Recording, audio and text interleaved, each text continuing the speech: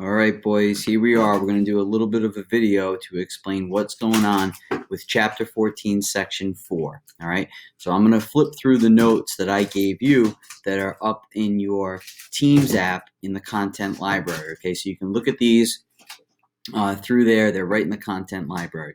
So Chapter 14, Section 4, all right, is titled, all right, Populism, all right, or it's a general sense of what's going to start to happen to the economy, specifically the economy with the farmers, all right? So the farmers are going to be the key ones that we're dealing with. We know that we just populated the West. We had all these great programs. People were moving out there, all right? But then we start to see some problems happen, all right?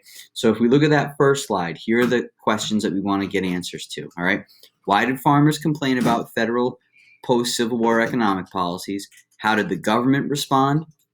What were the populist goals? What was the main point of William Jennings Bryan Cross of Gold speech? That's an important one. And what was the legacy of populism? All right. So if we click through, and you can look at all these on your own, that first slide where it has the charts, it does this whole bit where it shows that farmers and tariffs, we see that there's going to be problems because the farmers weren't getting enough money in their hands.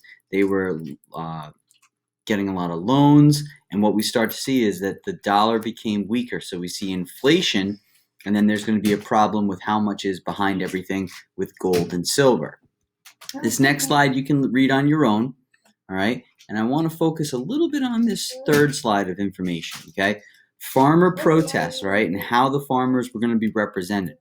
This concept called the Grange, all right? And the Grange is kind of like a social group to get all of these farmers together to try and put pressure on the government and to regulate businesses which they were working with. So the money that they would buy their materials from or their seed from.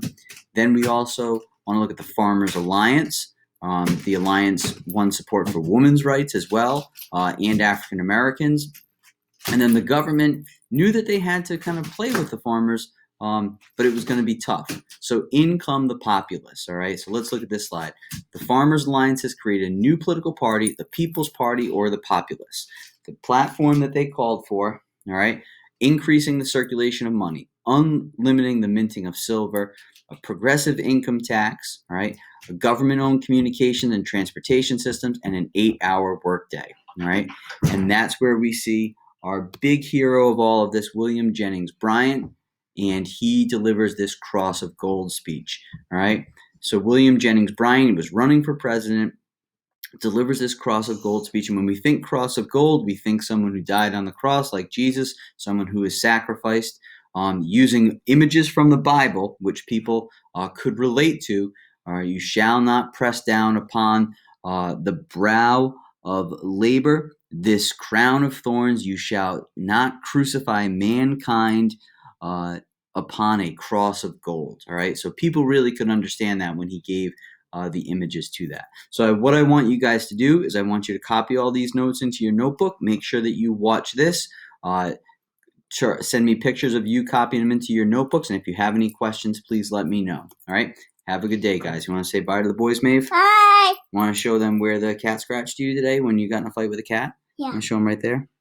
Yeah, there we go. The cat got her good. All right. That's for you, Nathan Coppola. All right. See you guys. Have a good day.